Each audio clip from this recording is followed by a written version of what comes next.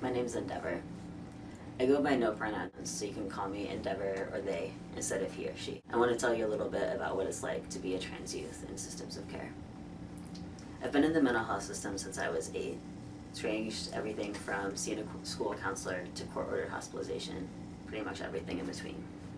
I grew up thinking that I was a girl, but I never heard of gender diversity. I remember wondering, what if I'm gay? As if that might explain how different I felt. Much later, I started reading about gender and sexuality, and eventually it passed the point of intellectual curiosity. I really related to the first-person narratives, and it started to explain why I didn't feel comfortable in my body. I told people that I thought I might be a boy. Eventually, I realized that didn't fit either. Now I understand that I'm non-gender. I'm not a girl or a boy.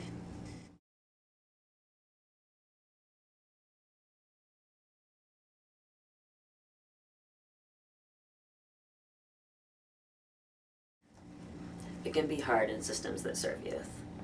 It seems like everybody has a different opinion about how to mark down my sex. I would just make trans an option, but they don't ask me. When I get hospital bracelets that say F or M on them, I try to scribble it out. Sometimes I act masculine, and sometimes I wear skirts. It's all just costumes. People sometimes ask if I ever perform in drag, and I think, what would drag be for me? My whole life is drag. One psychiatrist thought that being a non-gender youth meant that I was still confused. I had to correct him. I said, I'm not confused. I think you are.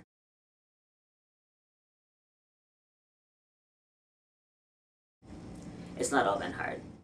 For years I attended a drop-in center for queer youth. Staff there interrupted people if they used an incorrect name or pronoun for me, and they understood that it might change from week to week.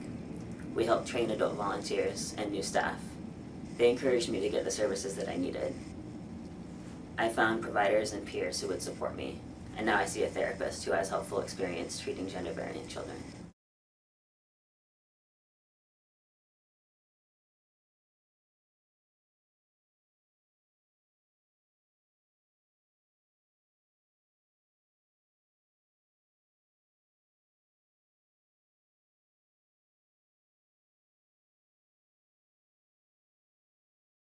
So I learned how to advocate for myself, but I've also gotten to reach out to providers on a broader level. I helped with a practice brief that Georgetown University National Center for Cultural Competence developed in 2008.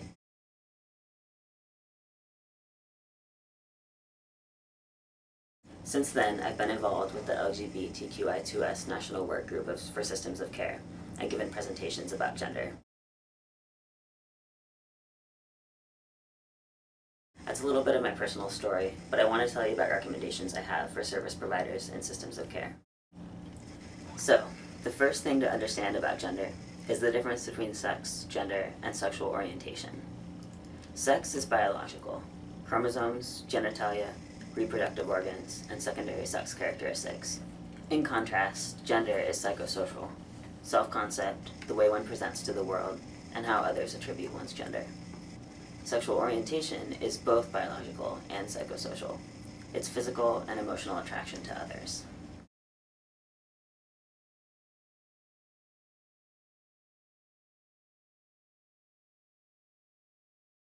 So let's look at these traits with a model called the binary gender system. Like it sounds, it indicates two possible tracks, male or female, with the idea that we cannot choose which track we end up on. We're stuck. Traits predict one another, with no room for variation. This model is commonly understood, and fitting into it comfortably isn't bad, but not everyone fits.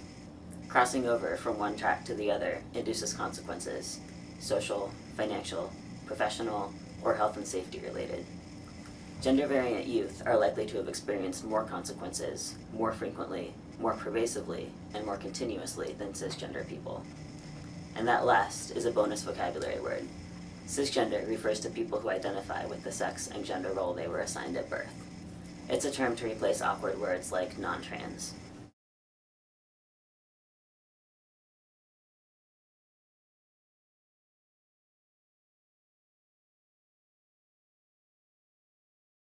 Let's think about a model that is more inclusive. This is adapted from work by Samuel Lurie.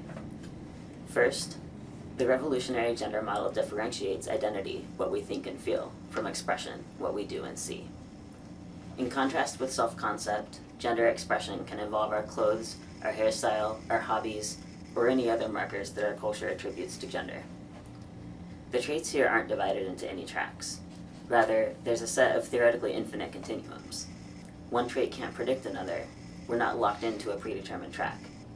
This diagram recognizes most people, whether straight, queer, cisgender, trans, or gender variant. For an example, if someone assigned male at birth identifies as a woman and is attracted to other women, she might consider herself a lesbian.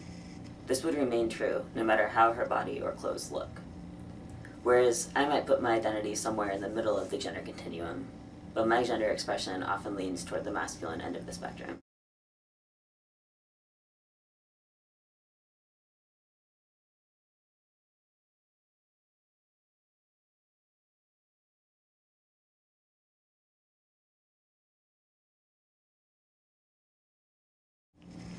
Obviously, if I put on a skirt, my gender expression would change pretty quickly.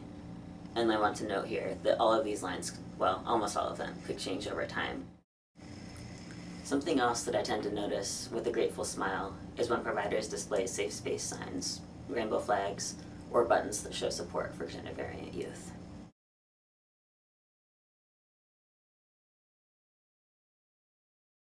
Policies is one more place that you can make a difference. You can expand non-discrimination, bullying, and harassment policies to include gender identity and gender expression. Create supportive employee programs for staff, like partner benefits and family leave for all kinds of families. Make sure that grievance systems are accessible and understandable to all youth. Ideally, dress codes will be gender neutral, so that youth can express their genders however works for them.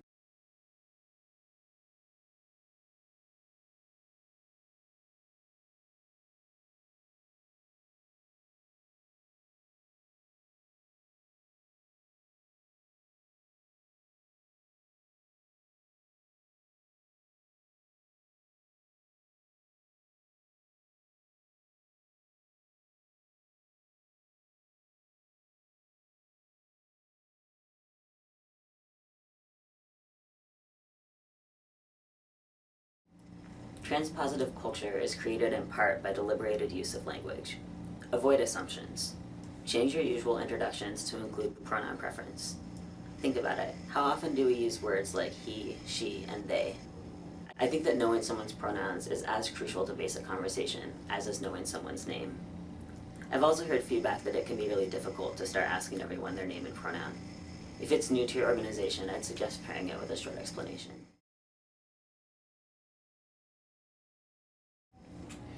I mentioned in my story the impact that staff at my youth center had by correcting people who used the wrong pronouns. That's one of the most powerful statements that you can make to everybody about respect for gender variant youth. It also really helps to have providers interrupt conversations that might be hurtful for me to hear. So generalizations, stereotypes about gender, or slurs or put-downs. Generally, err on the side of gender-neutral language. You can call strangers them or they, or that person over there in the baseball cap. As you learn about gender diversity, keep in mind that definitions are generally not perfect and not uniform.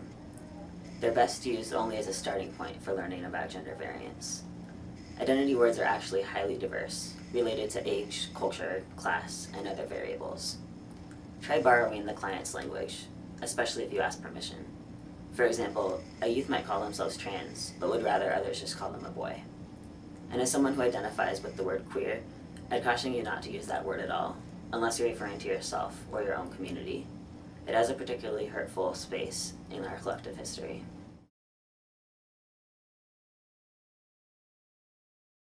People ask me all kinds of questions about gender, but often questions about my history or my body are particularly sensitive.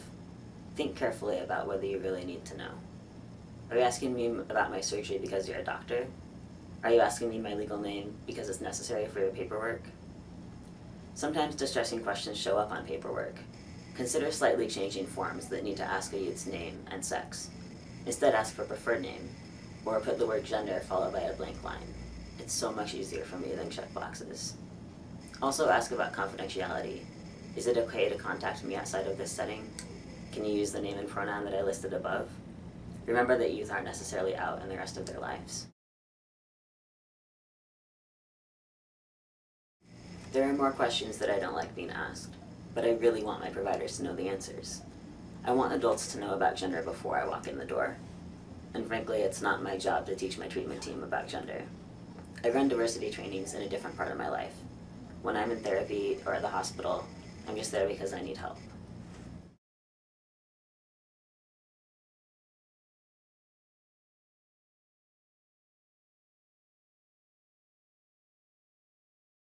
For some of the many resources that are out there, check out the TA Partnership's website about their LGBTQI2S learning community. Consider holding mandatory trainings for staff at your program. Address the range and fluidity of gender identities. So then there's stuff that I hope you'll ask. Find out my preferred name and pronouns. Ask about my identity and culture. Find out my experiences and areas of personal expertise. Explore my strengths. Ask me how the program works for me and if I have any suggestions. Find out if I have safety concerns or worries about confidentiality. You can ask these questions of any youth, but as someone whose gender variance has a big impact on my experience in youth serving systems, I'm going to answer these questions with a lot of information about my gender. Let's talk about gender segregation. I've encountered all kinds of places which divide people into the binary gender system. Restrooms, showers, dormitories, out-of-home care, and sports are just a few examples. Having to choose makes me feel like I'm betraying myself or denying my identity. I worry about the potential interactions. It doesn't feel safe.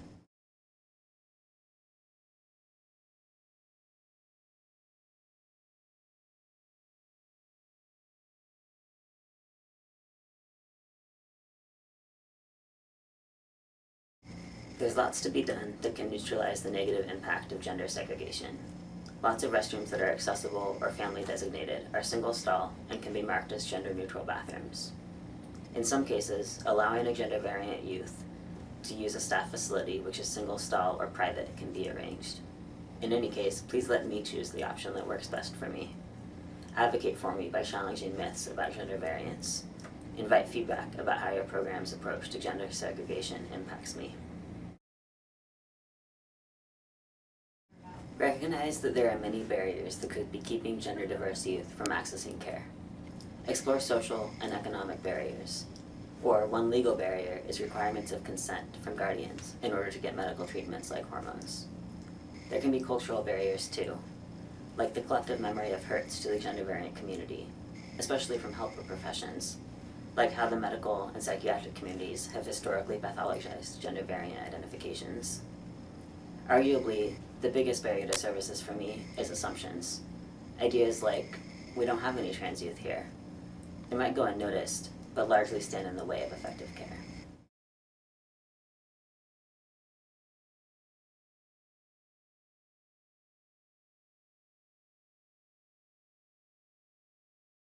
Turn barriers into strengths.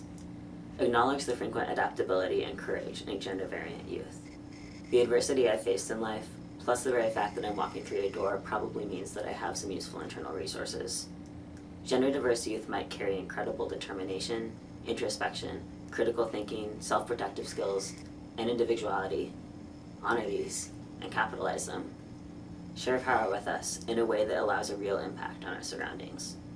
Mitigate some of the hard parts of accessing services by demonstrating respect for our bodies and for our choices, even when our self-understanding changes over time. Ultimately, listen to us. I am what I am, not what you may think, but what I tell you. Believe me. Demonstrate your belief by using some of the techniques that I've discussed. If you're not comfortable working with me, refer me to other resources that might be more helpful. Finally, build an authentic relationship with me. I'm not a specimen to be examined. I'm not just trans. I'm not just a client, and I'm not just a youth. I'm a whole person.